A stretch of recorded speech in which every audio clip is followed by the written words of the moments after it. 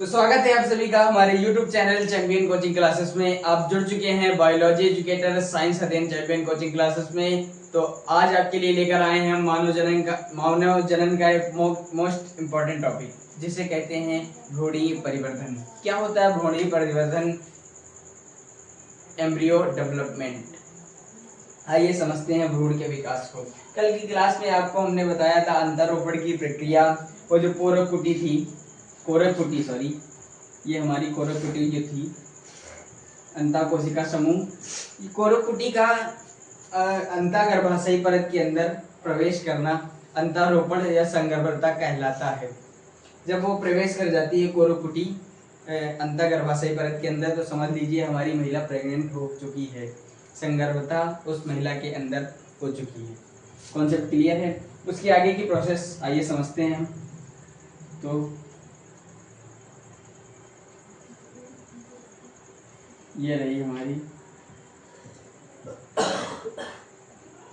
कोरकुटी की संरचना। Concept clear है? कोरकुटी, इसे हम पोषकोरक यानी कि इनर सेल मास कहते हैं। कॉन्सेप्ट क्लियर है? इसके अंदर एक समूह उपस्थित था, अंतःकोशिका समूह। इसे हम लोग अंतःकोशिका समूह या ट्रोफोब्लास्ट कहते हैं। कॉन्सेप्ट क्लियर है? और ये जो इनर सेल मास है, सॉरी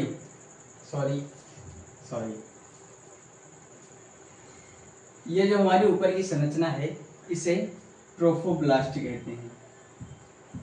ट्रोफोब्लास्ट कहते हैं। और ये जो अंतःकोशिका समूह है, इसे हम इनर सेल मास कहते हैं। ये जो हमारी ट्रोफोब्लास्ट की संरचना है, ये इसमें एक विशेष प्रकार का विभाजन होता है, जिससे ये दो कोशिकाओं का निर्माण करती है। कुछ हम आपको दर्शा रहे हैं, इस प्रकार की कोशिकाओं का निर्माण करती है।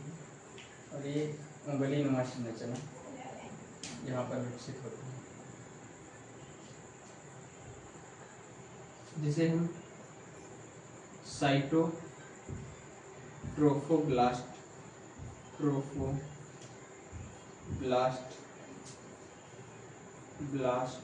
कहते हैं। ठीक है। और एक कुछ इस प्रकार की संरचना होती है।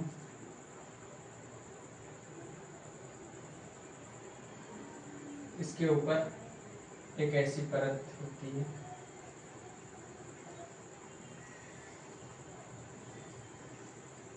जिसे हम साइनस्टीओट्रोफोब्लास्ट कहते हैं।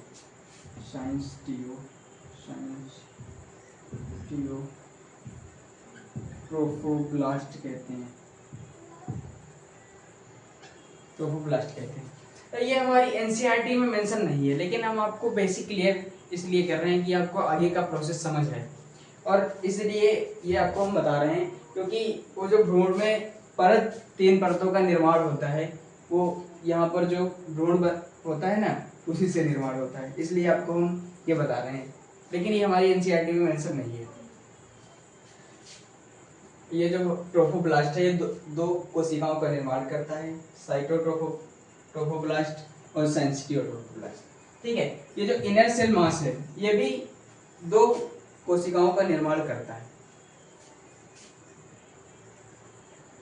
एक कुछ इस प्रकार की संरचना होती है,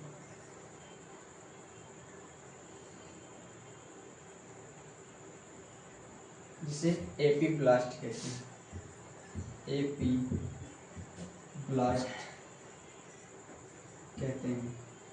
यहाँ पर कुछ इस प्रकार की संरचना होती है, जिसे हाइपोब्लास्ट कहते हैं।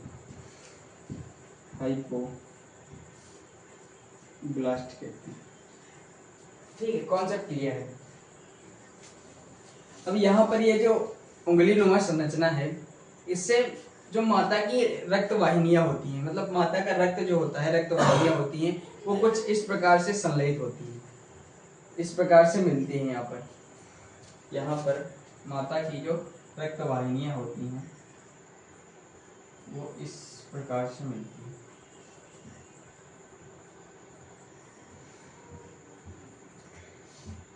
अब यहाँ से रक्त इसमें आता है। ये जो यहाँ से माता की रक्त वाहिनियां मिलती हैं, माता की रक्त वाहिनी, ये जो माता की रक्त वाहिनियां यहाँ से मिलती हैं, तो इस संरचना को हम अपरा कहते हैं। ये जो संरचना यहाँ पर आपको दिख रही है, इसे हम अपरा कहते हैं। अपरा यानी कि प्लेसेंटा। प्लेसेंटा हमने आपको कल बताया था कि अपरा का निर्माण कैसे होता है, हम बताएंगे। बस ये जो संरचना होती है इसे अपरा कहते हैं। अपरा का क्या कार्य होता है, हमारे नीट पॉइंट ऑफ व्यू से बहुत इंपॉर्टेंट है। ये चित्र बहुत इंपॉर्टेंट है। अपरा का क्या कार्य होता है, हमारे 12th बायोलॉजी में बहुत बार पूछा जाता है, क्या कार्य होता है अपरा का। ये भ्रूण है और ये अपरा। अब उसके अंदर जो उपस्थित शिशु है, ठीक है, उसमें ना ही मतलब उसमें कोई भी तंत्र अभी व्यवस्थित नहीं हुआ है। तो जो अपरा है, माता से अपरा के रक्त में CO2 उपस्थित होती है, तो CO2 अपरा के थ्रू शिशु तक जाएगी, और यदि शिशु O2 मतलब ऑक्सीजन ग्रहण करता है तो CO2 उत्सर्जित करेगा। जब उस CO2 उत्सर्जित करता है तो उसी अपरा से बाहर निकल जाती है CO2। मतलब इस अपरा का कार्य यह होता है कि इस शिशु तक पोषक पदार्थों तक ले जाना, और उससे जो मतलब उत्सर्जित पदार्थ हैं वो बाहर तक ले जाना।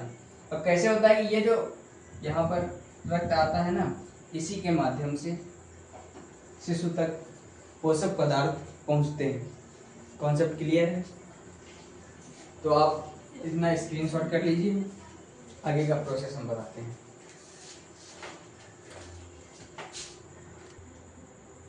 तो इतना आपको कॉन्सेप्ट क्लियर है। हम एक बात आपको बता दें, ये जो दो परतें हैं, यही हमने आपको बताया था कि अपरा एक हार्मोन्स का सिक्रिएशन करती है जिसे HCG कहते हैं। तो यही वो परतें हैं जो HCG हार्मोन्स का सिक्रिएशन करती हैं। ये बताते हैं आपको।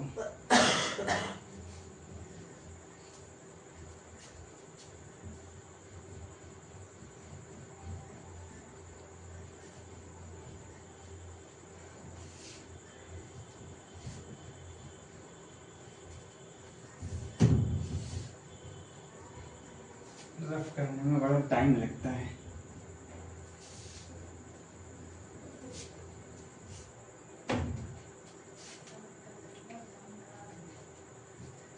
दो हार्मोन्स का सिक्रिएशन होता है अपरा के द्वारा। दो हार्मोन्स का सिक्रिएशन होता है। Number 1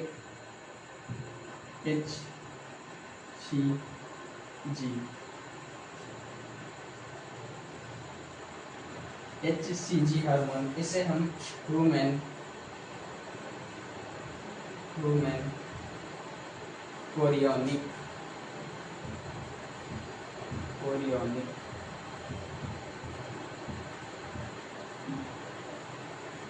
chorionic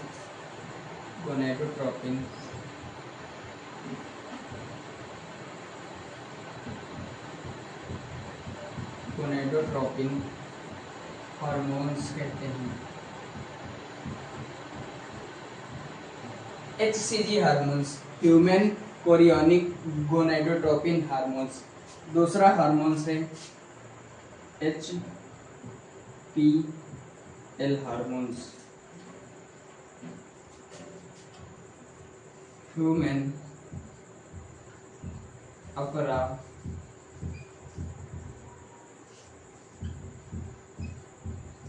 lactogen hormones, human अपरा लैक्टोजन हार्मोन्स। ये जो HCG हार्मोन्स हमने आपको कल की क्लास में बताया था, ये जो HCG हार्मोन्स है, इससे यह पता चलता है कि महिला प्रेग्नेंट हो चुकी है या नहीं। वो जो प्रेगनेंसी किट आती है उसमें उसमें यही देखा जाता है कि HCG हार्मोन्स का सिक्रेशन हो रहा है या नहीं। यदि हो रहा होता है तो जो किट होती है वो पॉजिटिव हो जाती है, इससे यह पता चल जाता है कि महिला प्रेग्नेंट हो चुकी है। और दूसरा, ये जो HPL हार्मोन्स है, महिला के प्रेगनेंसी के बाद उसके जो स्तन होते हैं उसमें वृद्धि होती है, तो उसमें उस स्तन को वृद्धि करने वाला हार्मोन्स यही है, HPL हार्मोन्स। ये जो HPL हार्मोन्स है, महिला के प्रेगनेंसी के पश्चात जो उसके स्तनों में वृद्धि होती है, वो HPL हार्मोन्स के द्वारा स्तनों में वृद्धि होती है। कॉन्सेप्ट क्लियर है? अब ये अपरा के बाद जितने भी हार्मोन्स हैं, अपरा के पश्चात मादा के शरीर में जितने भी हार्मोन्स हैं, उपर्युक्त हार्मोन में प्रेगनेंसी के पश्चात संगर्भता के पश्चात संगर्भता के पश्चात सभी हार्मोन्स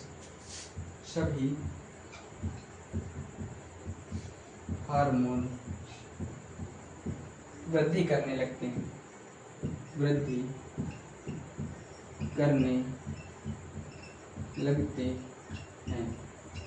ये HCG HPL हार्मोन्स नहीं, जितने भी हार्मोन्स हो, XYZ, जितने भी माता के शरीर में हार्मोन्स उतने टाइम पॉजिटिव होते हैं, उनका लेवल अप हो जाता है प्रेगनेंसी के पश्चात। इतना कॉन्सेप्ट क्लियर है आपको? आइए आप स्क्रीनशॉट कर लीजिए। तो हो चुका है आपका स्क्रीनशॉट। आइए हम आगे की प्रोसेस समझते हैं। भ्रूण में वो जो 3 परतों का निर्माण होता है वो कैसे होता है, आइए हम आपको बताते हैं और क्यों होता है।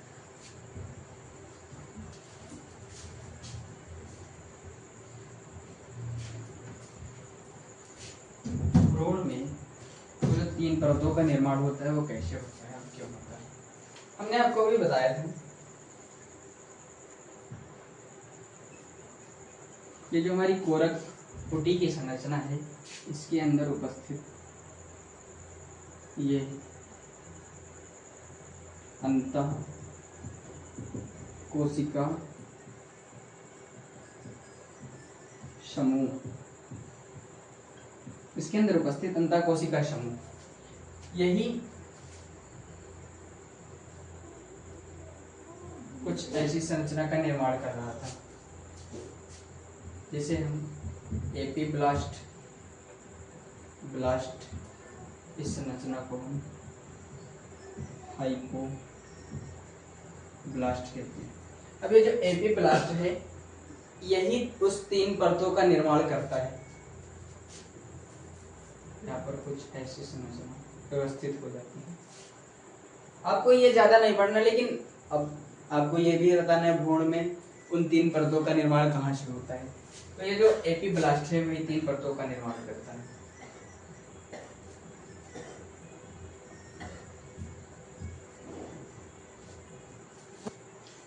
कौन कौन सी परत? बाह्य परत ये त्वचा, बाह्य त्वचा,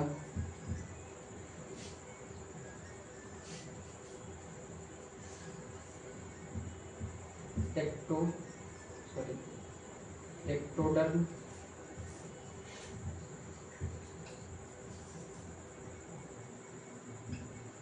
मध्य त्वचा, मीसोडर्म,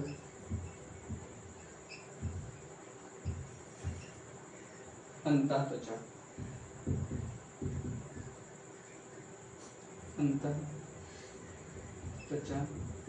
एंडोडर्म, डर्म। अब ये जो बाह्य त्वचा है, ये एंडोडर्म है, ये हमारे शिशु में तंत्रिका तंत्र का निर्माण करती है। तंत्रिका तंत्र का निर्माण करती है। सबसे पहले बाह्य त्वचा का निर्माण होता है, फिर अंतः त्वचा का निर्माण होता है, फिर सबसे लास्ट में मध्य त्वचा का निर्माण होता है। कॉन्सेप्ट क्लियर है? ये जो बाह्य त्वचा है एक्टोडर्म, ये तंत्रिका तंत्र का निर्माण करती है, और ये जो मध्य त्वचा मेसोडर्म है, ये संयोजी ऊतक का निर्माण करती है, साथ ही साथ पेशीय ऊतक का भी निर्माण करती है। पेशीय ऊतक का भी निर्माण करती है। और रही बात अंतः त्वचा की, ये हमारे शिशु में उपकला ऊतक का निर्माण करती है। उपकला ऊतक के निर्माण के पश्चात संयोजी ऊतक और पेशीय ऊतक का निर्माण होता है। ये कॉन्सेप्ट आपको क्लियर है? ये जो हमारी एपीब्लास्ट कोशिका है, ये हमारे भ्रूण में जो 3 परतें उपस्थित होती हैं, उन परतों का निर्माण एपीब्लास्ट से होता है। उन परतों का निर्माण एपीब्लास्ट से होता है। नंबर 1 बाह्य त्वचा एक्टोडर्म, नंबर 2 मध्य त्वचा मेसोडर्म, नंबर 3 अंतः त्वचा एंडोडर्म। बाह्य त्वचा का क्या कार्य होता है? शिशु में तंत्रिका तंत्र का निर्माण बाह्य त्वचा करती है। और मध्य त्वचा का क्या कार्य होता है? शिशु में संयोजी ऊतक तथा पेशीय ऊतक का निर्माण मेसोडर्म करती है। अंतः त्वचा का क्या कार्य होता है? उपकला ऊतक का निर्माण शिशु में एंडोडर्म करती है। उपकला ऊतक के पश्चात संयोजी ऊतक तथा पेशीय ऊतक का निर्माण होता है। कॉन्सेप्ट क्लियर है? आप स्क्रीनशॉट कर लीजिए। तो स्क्रीनशॉट हो चुका है। अब पहुंच रहे हैं हम कैसे होता है भ्रूण का विकास। भ्रूण विकास, एम्ब्रियो डेवलपमेंट। भ्रूण विकास। सबसे पहले हम भ्रूण का विकास 1 महीने से 9 महीने तक होता रहता है। तो इधर हम मंथ क्लियर करेंगे और इधर परिवर्तन।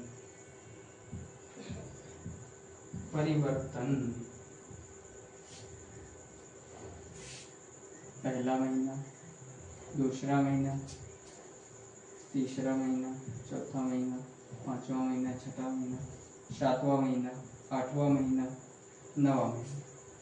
कॉन्सेप्ट क्लियर है? पहले महीने में क्या परिवर्तन होते हैं, दूसरे महीने में क्या परिवर्तन होते हैं, तीसरे,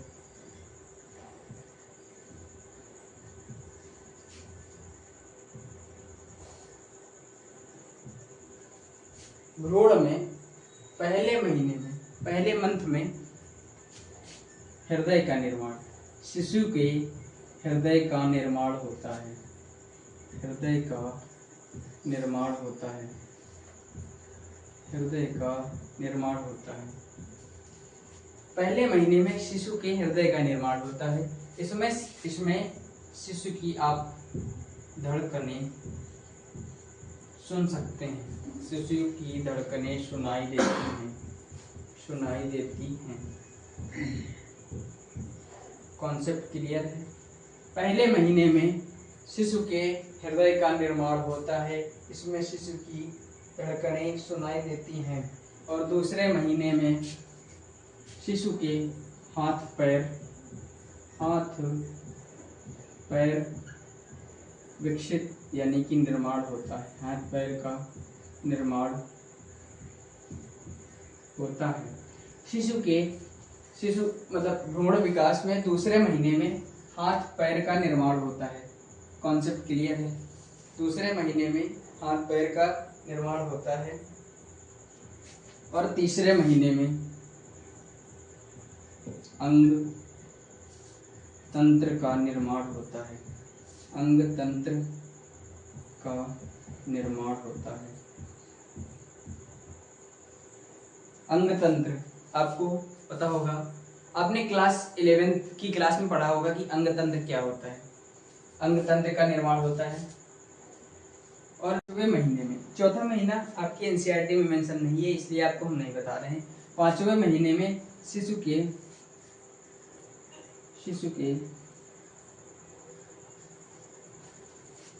सिर पर बाल विकसित होने लगते हैं। बालों का मतलब निर्माण होने लगता है। और शिशु की गतिशीलता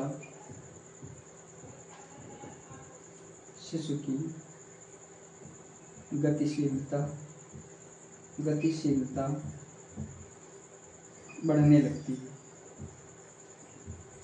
छठे महीने में शरीर पर बाल, शिशु के शरीर पर बाल आने लगते हैं और आँखों में पलकों का निर्माण होने लगता है। पलकें विकसित होने लगती हैं।